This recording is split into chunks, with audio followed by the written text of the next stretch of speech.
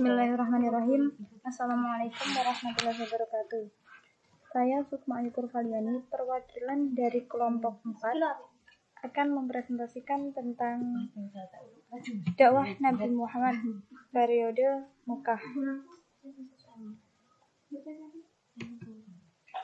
Yang akan kita bahas pertama yaitu permulaan dakwah Nabi Muhammad SAW di Mekah.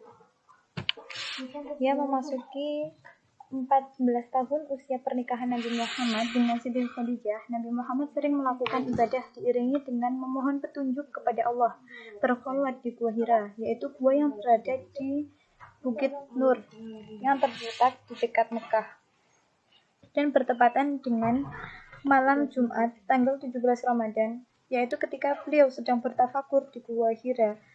Dan telah berusia 40 tahun, beliau didatangi oleh malaikat Jibril dengan seraya berkata kepada Nabi Muhammad, yaitu bacalah ya Muhammad. Beliau membaca, saya tidak bisa membaca. Malaikat Jibril memeluk Nabi Muhammad, mengulangi perintah ini untuk kedua kalinya, dan pada yang ketiga kalinya Nabi Muhammad berkata, apa yang harus saya baca? Lalu malaikat Jibril berkata kepadanya dengan membawa wahyu yang pertama.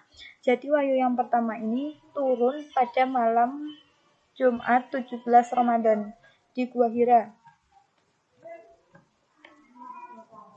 Dan Nabi Muhammad mengikuti apa yang telah diucapkan oleh malaikat Jibril hingga hafal.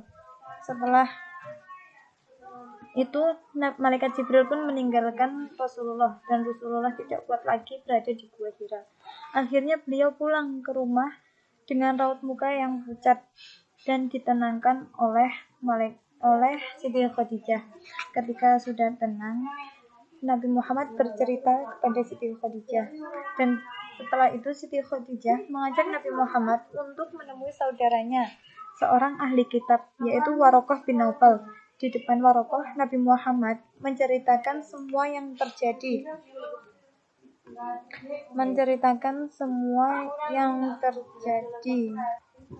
Warokoh bin Naufal dengan penuh perhatian mendengarkan cerita yang disampaikan oleh Nabi Muhammad. Kemudian Warokoh membuka kitab Taurat dan Injil serta berkata, demi Tuhan, yang datang itu adalah malaikat Jibril yang pernah datang pada Nabi Musa. Baik-baiklah dalam menjaga diri, tabahkanlah hatimu, wahai Muhammad. Kelak engkau akan diangkat menjadi Rasul. Jangan takut, namun bergembiralah menerima wahyu itu. Setelah Nabi Muhammad menerima wahyu yang pertama surat Al-Alaq ini, dan mendapat nasihat dari Warokoh, beberapa malam Nabi Muhammad telah siap menerima wahyu kembali. Dan wahyu yang kedua itu turun pada malam ke-40. Wahyu yang kedua tersebut yaitu Quran surat Al-Mudaththir ayat 1-5. Dan mulai saat itulah, setelah wahyu yang kedua turun, Nabi Muhammad telah diangkat menjadi nabi dan rasul oleh Allah, yaitu bertepatan dengan wahyu kedua surat Al-Mudaththir. Tugas baru telah datang kepada Nabi Muhammad, yaitu menyebarkan agama Islam kepada seluruh umat manusia. Setelah itu wahyu pun turun terus-menerus dan berkelanjutan. Nabi Muhammad memulai dakwahnya itu terbagi menjadi dua fase, yaitu secara sembunyi-sembunyi dan secara terang-terangan. Pada fase ini ketika fase sembunyi-sembunyi, Nabi Muhammad itu menyuruh keluarga dan sahabat terdekatnya, yang pertama yaitu Siti Khadijah, istrinya sendiri, masuk Islam dan bersaksi atas keesaan Allah dan kenabian suaminya yang mulia, sehingga ia adalah orang yang pertama kali masuk Islam. Kemudian yaitu Ali bin Abi Thalib, dan kemudian yaitu Zaid bin Harithah, seorang budak yang telah dimerdekakan oleh Siti Khadijah, menyusul masuk Islam. Rasulullah juga bercerita kepada teman akrabnya, yaitu Abu Bakar, maka ia pun beriman dan membenarkannya tanpa ada keraguan. Kemudian Abu Bakar mengajak teman seperdagangannya, dan mereka menyambut dengan baik. Di antara mereka yang kemudian masuk Islam adalah Utsman bin Affan, Zubair bin Awan, Sa'ad bin Abi Waqqas, Talhah bin Ubaidillah, Abdurrahman bin Auf, Abu Ubaidah Yang selanjutnya yaitu Utsman bin Affan, Zubair bin Awan, Sa'ad bin Abi Waqqas, Talhah bin Ubaidillah, Abdurrahman bin Auf, Abu Ubaidah bin Jarrah, dan Al-Arqam bin Abi Arqam. Ini secara sembunyi-sembunyi.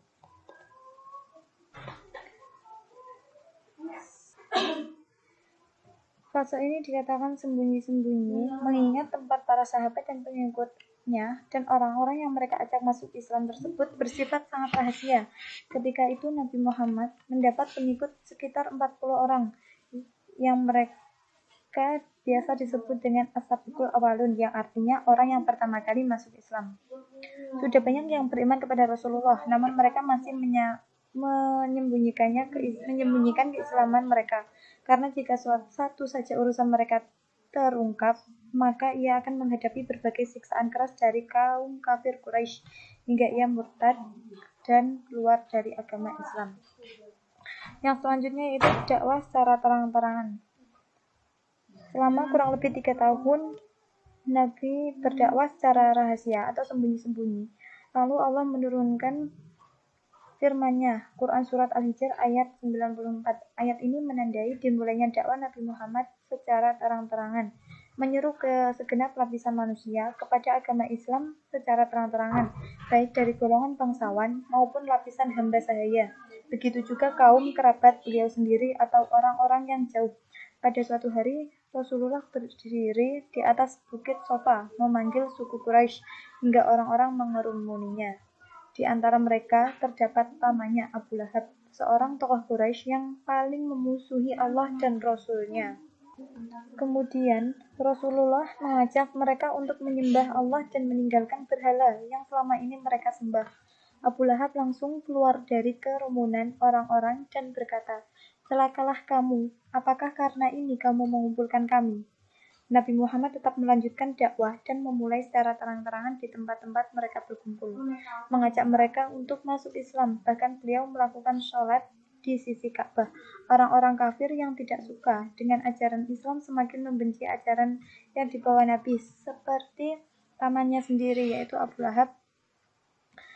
Maka turunlah Quran Surat Al-Lahab tersebut ketika pamannya itu meninggal, ketika pamannya menolak secara terang-terangan agama Islam yang dibawa oleh Rasulullah. Dan dalam penyebaran agama secara terang-terangan ini sudah banyak siksaan yang diterima oleh kaum muslimin dari kaum kafir tersebut.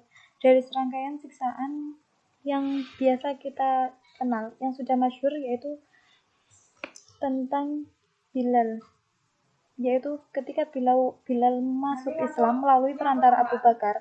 Suatu ketika Umayyah mengetahuinya, lalu ia pun menimpakan berbagai macam siksaan agar Bilal mau meninggalkan Islam. Namun Bilal menolak dan tetap berpegang teguh pada agama. Lalu Umayyah membawa Bilal keluar kota Mekah dalam keadaan terikat rantai. Setelah tubuhnya dilentangkan di atas padang pasir yang membara, diletakkan batu besar di atas badannya. Untuk kemudian Umayyah beserta para pengikutnya menghujaninya dengan cambukan dan berbagai siksaan yang di luar batas kemanusiaan. Namun Bilal berkali-kali hanya mengucapkan Ahad, Ahad, yaitu yang Maha Esa. Hingga akhirnya Abu Bakar melihatnya. Dengan seketika itu Abu Bakar membelinya dari Umayyah dan memerdekakannya di jalan Allah. Dan sudah diketahui bahwa bentrokan ini bisa mengakibatkan kehancuran dan kebinasaan kaum muslimin, mengingat sedikitnya jumlah mereka. Oleh karena itu, hikmah yang paling nyata di sini adalah mereka harus masuk Islam secara sembunyi-sembunyi. Lain halnya dengan Rasulullah, beliau tetap berdakwah dan beribadah secara terang-terangan. Dan para pengikutnya yang baru sedikit itu cukup beribadah secara sembunyi-sembunyi terlebih dahulu. Yang selanjutnya yaitu tentang prioritas dakwah Nabi Muhammad di Mekah. Yang pertama yaitu mengajarkan ketauhidan. Pada masyarakat Arab jahiliyah terdapat suatu kepercayaan berbagai Tuhan, seperti menyembah berhala, menyembah bulan dan bintang, menyembah jin, roh, dan arwah nenek moyang. dan ajaran yang tidak sesuai dengan ajaran Islam. Sementara itu, Islam datang dengan membawa ajaran tauhid, yaitu mengajarkan menyembah hanyalah kepada Allah yang Maha Esa, yang tak beranak dan tak diperanakan. Begitu juga yang berkaitan dengan kebudayaan pra-Islam, sangat dipengaruhi oleh mitologi dan ajaran-ajaran sesat lainnya. Sedang Islam membawa peradaban atau kebudayaan baru berdasarkan petunjuk Allah dan Al-Quran. Yang selanjutnya yaitu mengajak masyarakat Mekah untuk menyembah Allah. Nabi Muhammad mendapat tugas untuk mengajak masyarakat Mekah menyembah Allah, Tuhan yang Maha Esa. Ajakan Nabi Muhammad tersebut bertentangan dengan kondisi masyarakat Arab yang menyembah berhala dan lainnya seperti yang awal tadi, yaitu menyembah bulan, bintang, ruh, jin, arwah nenek moyang, dan yang lainnya. Maka prioritas Nabi Muhammad yang selanjutnya itu mengajak masyarakat Mekah untuk menyembah hanyalah kepada Allah. Yang ketiga, yaitu menegaskan hari kiamat merupakan hari pembalasan. Masyarakat pra-Islam pada saat itu tidak percaya pada hari kebangkitan, hari pembalasan, sampai ada di antara mereka yang bertanya-tanya, mana mungkin tulang belulang yang sudah hancur dapat dibangkitkan dan dihidupkan kembali. Padahal Islam mengajarkan dan memperingatkan kepada manusia bahwa dunia ini hanya sementara dan tempat yang abadi adalah akhirat. Nabi Muhammad memprioritaskan dakwahnya kepada ajakan untuk mempercayai adanya hari pembalasan. Mereka perlu menjaga kehidupannya untuk sesuai dengan aturan dan tuntutan Allah, karena setiap kebaikan akan ada balasannya dan begitupun sebaliknya, setiap kejahatan akan mendapat balasan yang setimpal. Yang selanjutnya yaitu mengubah perilaku masyarakat jahiliyah. Karena pada masa itu, pada pra-Islam, tradisi yang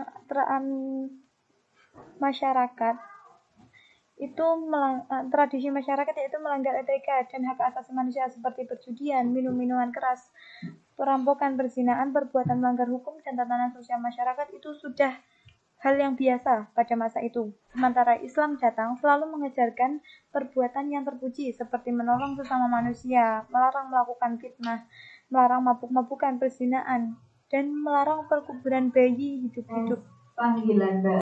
Dan kondisi masyarakat Mekah yang terkenal dengan masa jahiliyah tersebut, bukan mereka bodoh dalam intelektual, tapi mereka bodoh dalam perilaku yang cenderung merusak tatanan sosial dan tatanan pribadi mereka yang terbiasa melakukan perjudian, pembunuhan, dan minum khamar. Maka tahap demi tahap Nabi Muhammad merubah perilaku-perilaku mereka yang tidak benar dengan cara mencontohkan dalam kehidupannya sehari-hari. Karena Nabi Muhammad sudah terkenal dengan Al-Amin sebelum diangkat menjadi Nabi dan Rasul. Dan masyarakat Mekah mengakui akan kebaikan dan kejujuran Nabi Muhammad tersebut. Yang selanjutnya yaitu mengangkat dan melindungi hak asasi manusia. Di dalam kehidupan masyarakat pra-Islam terdapat tradisi perbudakan manusia. Jual beli budak merupakan hal yang sangat biasa. Perbuatan itu mereka lakukan tanpa penyesalan, seolah tanpa dosa. Sedangkan Islam mengajarkan manusia itu sama derajatnya. Hanya takwa yang membedakan mereka. Kehadiran Islam justru untuk mengangkat martabat mereka yang tertindas seperti para duafa dan fakir miskin. Perbedaan inilah pada akhirnya membawa bentrokan antara masyarakat Arab kafir dan mukmin di tanah Arab Mekah. Sekian dari saya, akan dilanjutkan oleh rekan saya selanjutnya. Di sini akan membahas materi tentang respon masyarakat Mekah terhadap dakwah Nabi Muhammad SAW. Saya di sini sudah menyiapkan peta konsep tentang materi tersebut. Saya mengambil 3 poin yang ada pada materi tersebut. Yang pertama yaitu usaha pendekatan dari kaum kafir Quraisy untuk menggagalkan dakwah Nabi Muhammad SAW dalam menyebarkan Islam. Karena pada umumnya kaum kafir Quraisy itu tidak senang akan kehadiran agama Islam di tengah-tengah kehidupan mereka. Akhirnya mereka pun menyuruh salah satu tokoh untuk menghalangi dakwah Nabi Muhammad. Salah satu orang atau tokoh dalam menghalangi gerakan dakwah Nabi Muhammad itu yaitu Abu Jahal. Usaha pendekatan dari kaum kafir Quraisy tersebut, saya di sini menyantumkan dua usaha, yaitu jalur keluargaan. Dari menunjuk salah satu tokoh tersebut menghasut pamannya Nabi Muhammad yaitu Abu Thalib supaya Nabi Muhammad itu tidak menyebarkan Islam di kota Makkah. Tetapi usahanya yang pertama ini gagal. Untuk yang kedua, mereka pun memiliki ide lain supaya dakwah Nabi Muhammad itu gagal, yaitu memberikan tekanan atau ancaman kepada Rasulullah. Tetapi ancaman itu tidak hanya diberikan kepada Rasulullah, tetapi juga kepada pamannya, karena pada usaha yang pertama Abu Thalib itu gagal untuk menghasut Rasulullah. Tetapi pada kedua usaha ini kaum kafir Quraisy tetap gagal. Untuk poin yang kedua yaitu hikmah yang diambil apa sih dari usaha yang dilakukan kafir Quraisy itu. Saya di sini memiliki 3 hikmah. Yang pertama yaitu menghadapi semua resiko, karena Nabi Muhammad itu tetap menghadapi semua resiko dari ancaman kaum Quraisy, dari masyarakat Mekah. Nabi Muhammad itu tetap menghadapi semua resiko tersebut. Untuk yang kedua, itu dihadapi dengan keteguhan jiwa. Nabi Muhammad tetap sabar, tetap percaya dan teguh akan semua usaha yang dilakukan dan dakwah Nabi Muhammad SAW tersebut untuk menyebarkan Islam. Untuk yang ketiga, yaitu yang terakhir, upaya dalam menyebarkan Islam. Nabi Muhammad tersebut tetap berpegang teguh bahwa percaya akan upaya menyebarkan Islam di kota Mekah, bahwa dakwah tersebut akan berhasil. Untuk yang poin selanjutnya yaitu faktor kaum kafir Quraisy menolak ajaran agama Islam yang diberikan oleh Nabi Muhammad. Yang pertama yaitu takut kehilangan kekuasaan, karena pada zaman tersebut kaum kafir Quraisy itu tidak bisa membedakan antara kenabian dan kekuasaan. Mereka itu menganggap bahwa dengan mengikuti ajaran Nabi Muhammad, mereka telah tunduk kepada Nabi Muhammad. Terus yang kedua yaitu hilangnya status sosial. Pada masyarakat saat itu golongan status sosial itu masih sangat penting menurut mereka. Jadi mereka itu takut akan status sosial yang mereka miliki. Untuk yang ketiga yaitu hilangnya perdagangan patung. Orang kafir Quraisy itu kan masyarakat menyembah berhala.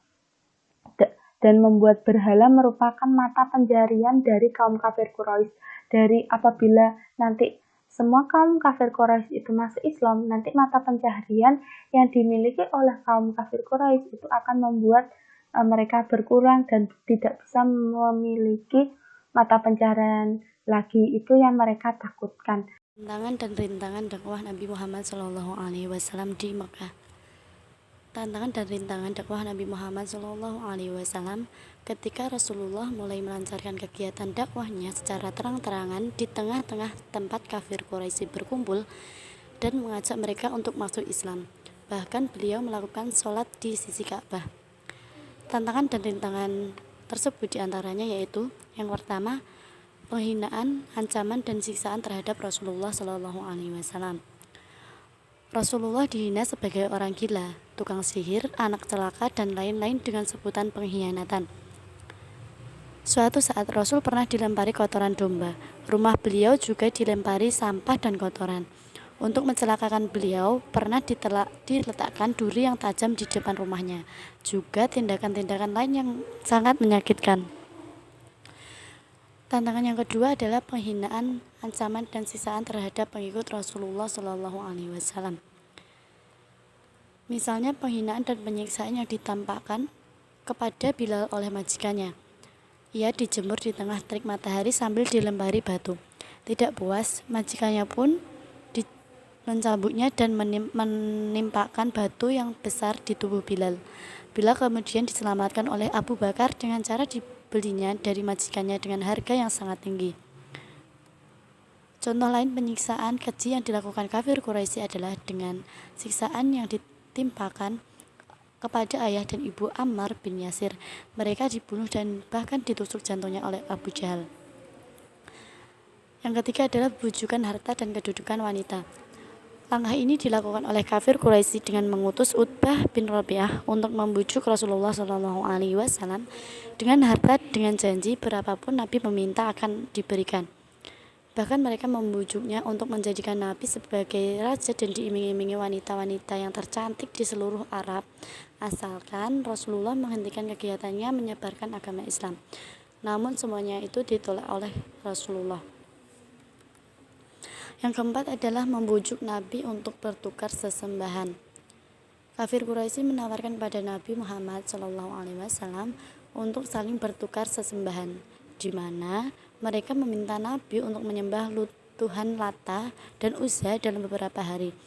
Untuk kemudian mereka bersedia menyembah Allah.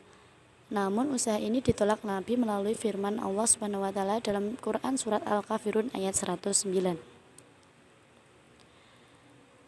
Yang kelima adalah membujuk dan memprovokasi Abu Thalib.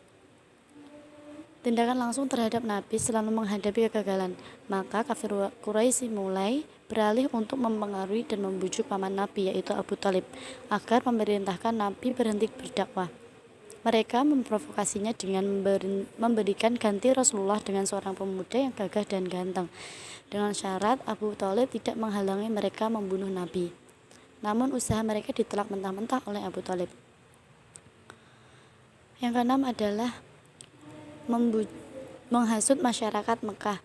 Upaya lain yang dilakukan kafir Quraisy untuk merintangi dakwah Nabi adalah dengan mempengaruhi masyarakat Quraisy untuk tidak mendengarkan dakwah dan bacaan-bacaan Al-Quran, karena disebutkan oleh mereka sebagai jambi-jambi yang membuat mereka tertenung. Selain itu, mereka juga mengancam untuk tidak segan-segan membuat mereka sengsara atau bahkan dibunuh jika mengikuti ajaran Nabi. Yang ketujuh adalah pengasingan dan pemboikotan Bani Hashim dan Bani Muthalib. Upaya ini merupakan upaya yang sangat menyengsarakan kaum muslimin. Kaum Quraisy melarang siapapun untuk berinteraksi dengan Bani Hashim dan Bani Muthalib, melakukan transaksi jual beli, menikahi atau dinikahi, menengok yang sakit atau menolong mereka. Pemboikotan ini dituliskan dalam selembar pengumuman yang ditempelkan di pintu gerbang masuk Ka'bah, sehingga semua orang tahu dengan ancaman berat bagi mereka yang melanggarnya. Yang terakhir yaitu mempengaruhi pemimpin negara-negara tetangga untuk menolak kehadiran Islam. Hal ini dilakukan misalnya ketika sebagian sahabat Nabi hijrah ke Habsyi. Kafir Quraisy datang menghadap raja mereka yang beragama Nasrani dan menjelaskan tentang ajaran Islamnya dengan benar. Ketika dikonfrontir dengan umat Islam yang dijuru bicarai Ja'far, akhirnya mereka kalah dan Raja Habsyi memberikan jaminan keamanan kepada umat Islam untuk hidup tentram di negaranya. Assalamualaikum warahmatullahi wabarakatuh. Dan yang terakhir saya akan menjelaskan tentang model kesuksesan Nabi Muhammad SAW dalam berdakwah di kota Mekah. Model kesuksesan Nabi Muhammad SAW yang pertama adalah sabar. Nabi Muhammad SAW memiliki kesabaran dalam menghadapi ancaman, tantangan, hambatan, dan gangguan dari kaum kafir Quraisy, baik dari keluarga maupun masyarakat Mekah. Sikap sabar Nabi Muhammad menjadi modal utama untuk berdakwah di kota Mekah. Seperti contoh halnya, pertama, dakwah terang-terangan di kota Mekah. Banyak yang mengatakan Nabi Muhammad sebagai orang gila dan melempari Nabi Muhammad SAW dengan kotoran unta. Di situ Nabi Muhammad SAW tidak membenci maupun dendam kepada orang-orang kafir, namun hanya sabar dan mendoakan agar mendapat hidayah di kemudian hari. Dan yang kedua adalah kegigihan dan keuletan. Nabi Muhammad SAW memiliki kegigihan dan keuletan dalam menyebarkan agama Islam baik kepada keluarga maupun masyarakat Mekah. Yang ketiga adalah berakidah yang benar dan kuat. Karakter ini menjadi modal utama dalam berdakwah Nabi Muhammad SAW. Beliau meyakini akan janji Allah dan beliau tidak pernah ragu akan janji Allah yang akan melindungi dakwahnya. Yang keempat adalah akhlak terpuji dan menjauhi kemungkaran-kemungkarannya. Nabi Muhammad SAW sudah terkenal dengan Al-Amin sebelum diangkat menjadi Nabi dan Rasul. Masyarakat Quraisy sudah mengakui kebaikan dan kejujuran Nabi Muhammad. Dan yang kelima adalah kesetaraan derajat. Nabi Muhammad SAW menjunjung tinggi persamaan derajat sesama manusia. Tidak ada perbedaan antara bangsawan dan budak, antara yang kaya dan yang miskin.